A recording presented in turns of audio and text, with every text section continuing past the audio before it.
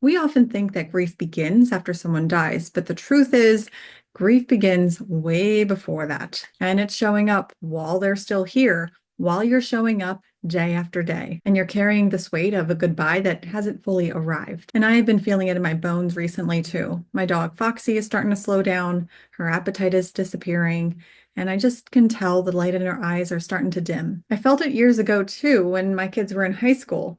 And as a single mom, I was staring down the lane of my kids are going to leave the house soon. And I'll tell you what, that was probably one of the hardest things I had to go through as a single mom. And I see it all the time with the families that I support. We're sitting bedside, they're holding hands with the person that they love, and they're dying slowly and beautifully. But it's also very painful. And that slow ache in your heart, well, that's a feeling of loving someone while you're getting ready to lose them. And that is called anticipatory grief. So hello, if you're new here, my name is Doula Beth, and in today's video, I'm going to be walking you through what anticipatory grief really is and why it can feel so disorienting, the signs to watch for in you and them, and what you can do during this sacred, painful time, because believe it or not, you have options. And at the end, I'll share with you some powerful rituals that you can start right now.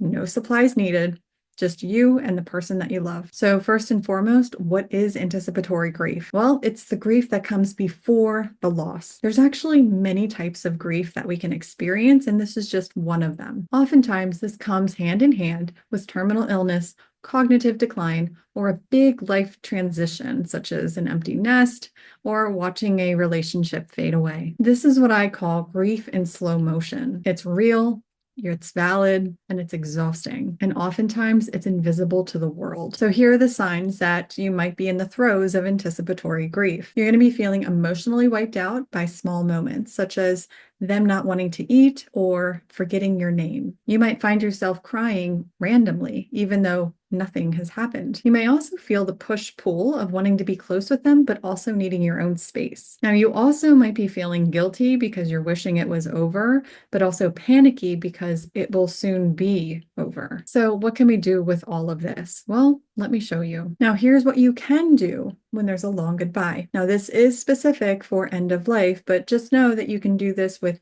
any sort of situation that you're finding yourself in where you're facing the long goodbye. The first one I always suggest is creating a legacy project. Now, this can include writing letters, recording stories, or recording memories that you have together. You can make videos or playlists for the people that you love so that they have something to keep after you're gone or after they're gone. What I really love about the legacy projects, such as making videos or writing letters, is that we don't really know how much it's going to mean to us until after the person is gone. So even if it seems like, this feels kind of hokey or corny, trust the process, because there is going to be a time where you look back and you're going to say, wow, I am so glad we did that. I'm so glad we created that memory, because now I have something tangible here we can always have with us for the rest of eternity. Now, the second thing that I like to suggest when we're looking at a long goodbye is starting a ritual. Now, this is something tangible that both of you is going to find meaning in, such as lighting a candle every night while you're still together. This can also be daily walks and sharing what you're grateful for. Now, I even had a couple share one small joy with each other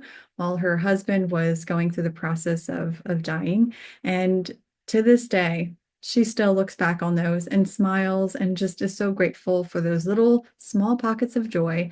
And she continues that practice even today with her grandkids and her children and her family.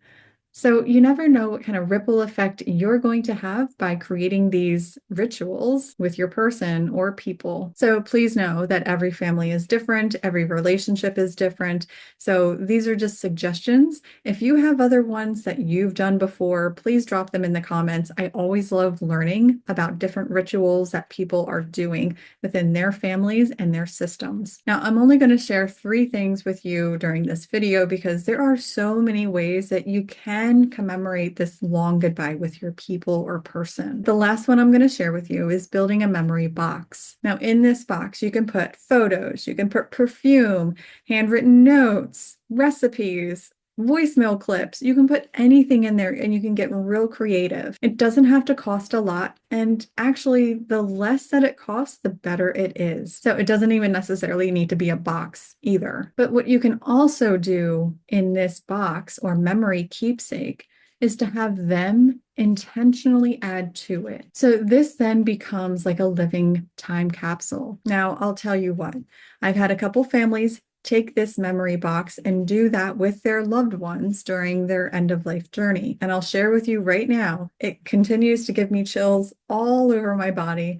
but the memories that they made have been long lasting. I didn't come up with this idea on my own. This is something that I had heard about long before I became a death doula. And so because I heard that story of another family doing that, it really stuck with me, and I offer that to you. Now, I also want to name here that grief is heavy, and you don't need to fix grief. In actuality, you just need to meet it where it is. And instead of letting it harden you, let it soften you. Now, I heard a long, long time ago that grief is just love with nowhere to go. And I get it. If things just feel too tender right now, let it be that. And please know that you can always come back to this when you're feeling ready. Because grief is up and down, sideways, left and right, it feels like a wild roller coaster ride.